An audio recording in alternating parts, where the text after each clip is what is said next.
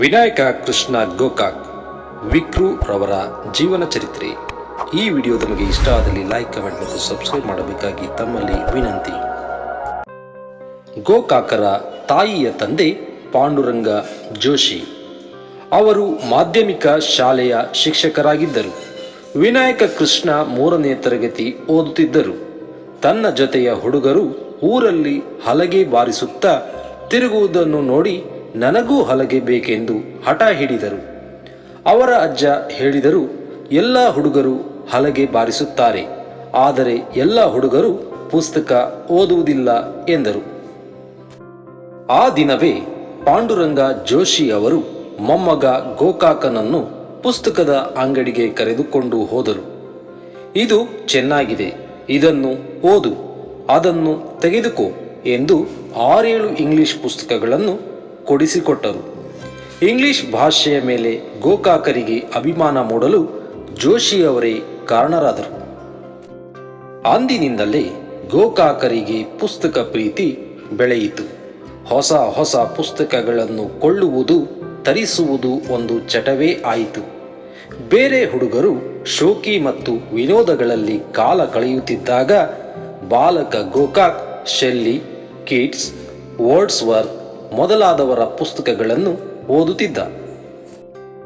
ಒಮ್ಮೆ 7ನೇ ಕ್ಲಾಸಿನಲ್ಲಿ ಒಂದು ದಿನ ಶೆಲ್ಲಿಯ ಬಗ್ಗೆ ಪಾಠ ಮಾಡುತ್ತಿದ್ದ ಗೋಕಾಕರನ್ನು ಕಂಡು ಹೆಡ್ ಮಾಸ್ಟರಿಗೆ ಆಶ್ಚರ್ಯ ಮತ್ತು ಆನಂದಗಳೆರಡೂ ಆದವು.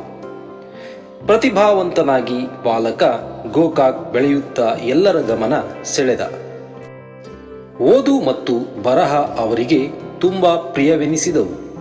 ಊಟ ಉಪಹಾರಗಳನ್ನು ಬಿಟ್ಟರೂ ಓದುವುದನ್ನು ಬಿಡುತ್ತಿರಲಿಲ್ಲ. ಇದರ ಪರಿಣಾಮವಾಗಿ ಗೋಕಾಕರು BA ಫಸ್ಟ್ ಕ್ಲಾಸ್ ಪಡೆದರು, MA ಪ್ರಥಮ ದರ್ಜೆ ಪಡೆದರು.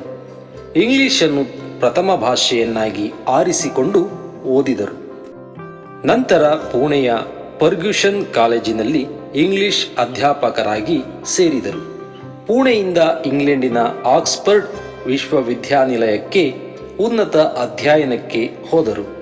ಅಲ್ಲಿ ಕೆಲವರು ಆಕ್ಸ್ಫರ್ಡ್ ವಿವಿಯಲ್ಲಿ ಹೊರಗಿನಿಂದ ಬಂದು ಇಂಗ್ಲಿಷ್ ತೆಗೆದುಕೊಂಡವರು ಇದುವರೆಗೂ ಫಸ್ಟ್ ಬಂದಿಲ್ಲ ಎಂದು ಹೆದರಿಸಿದರು.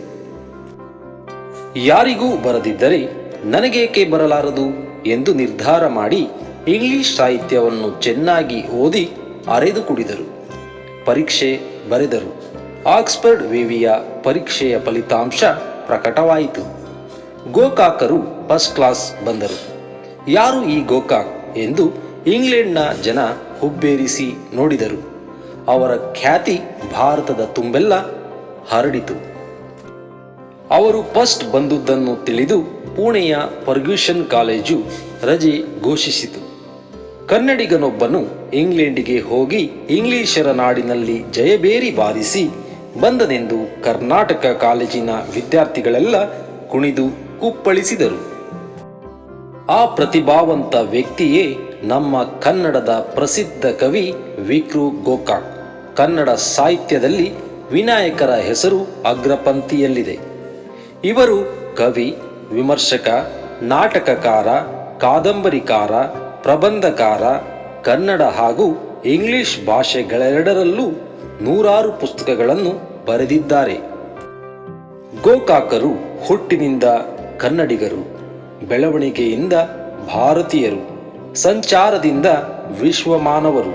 1909ರಲ್ಲಿ ಧಾರವಾಡ ಜಿಲ್ಲೆಯ ಸವಣೂರಿನಲ್ಲಿ ಜನಿಸಿದರು. ತಂದೆ ಗೋಕಾಕ್ ಕೃಷ್ಣರಾಯರು, ತಾಯಿ ಸುಂದರಮ್ಮ.